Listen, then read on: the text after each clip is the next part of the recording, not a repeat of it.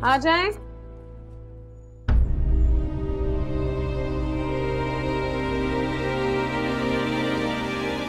अस्सलाम वालेकुम जी।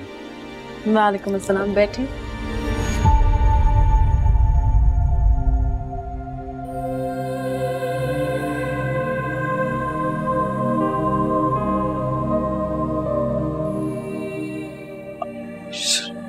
तुम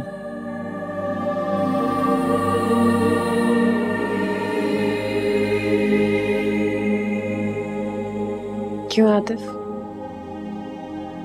बहुत हैरत हो रही है मुझे यहाँ देखते हुए। मुझे पता नहीं था कि तुम यहाँ नौकरी कर रही हो। अच्छा,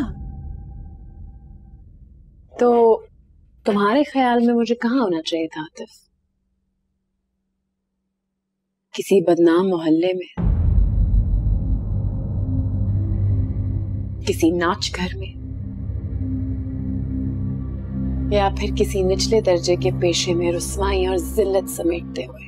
प्लीज अर्सला, प्लीज, मेरा ये मतलब नहीं था।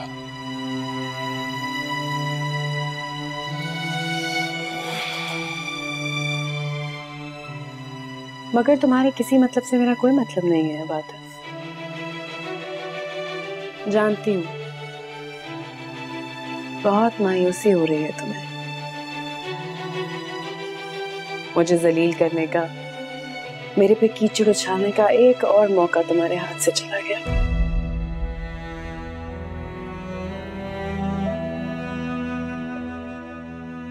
तुम्हारी घटिया ज़हनियत से और गंदी जबान से खुदा ने एक और दफा मुझे बचा लिया।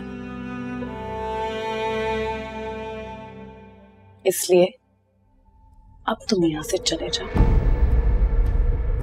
अभी, इसी वक्त। नहीं अर्सला, मैं ऐसे नहीं जाऊंगा यहां से। तुम्हें आज मेरी पूरी बात सुनना होगी।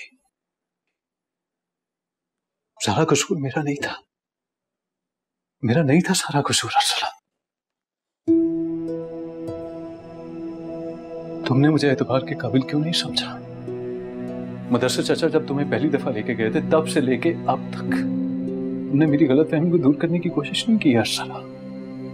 मैं जिस तकलीफ से गुजर रहा था, इस आग में जल रहा था मैं, तुमने मुझे उस तकलीफ से निकालने की कोशिश क्यों नहीं की?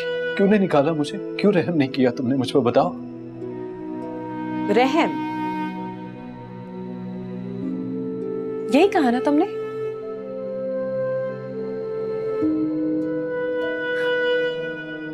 कितना अजनबी सा लफ्ज है ना ये आतिफ, ऐसे जैसे किसी और जुबान का, और इसका मतलब देखने के लिए किसी डिक्शनरी की जरूरत पड़े।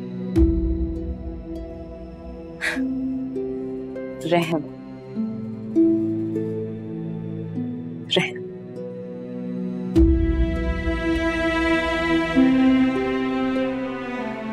आइंदा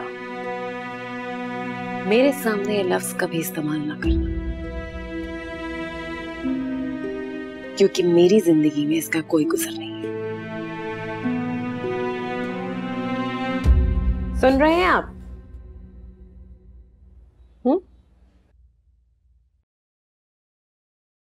तुम जानना चाहते थे ना कि इतना अरसा मैं कराची में क्या कर रही थी?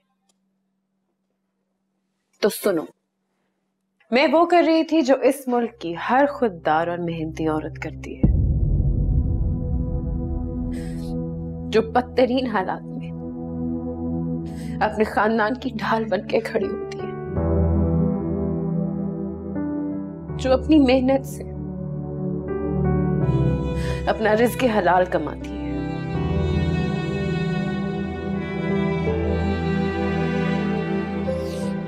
फिर चाहे वो किसी के घर की रोटी, बर्तन या सफाई करती हो,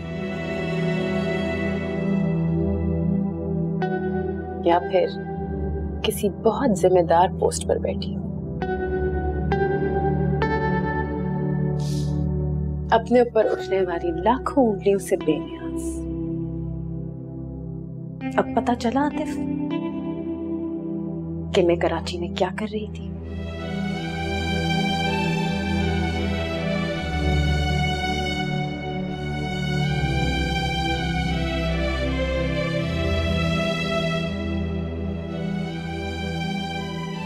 अर्सला मैं नहीं जान सका,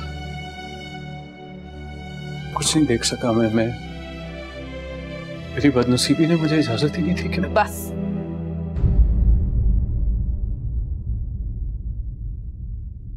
बस आतिफ, मैं कुछ भी सुनना नहीं चाहती अब। जाओ यहां से।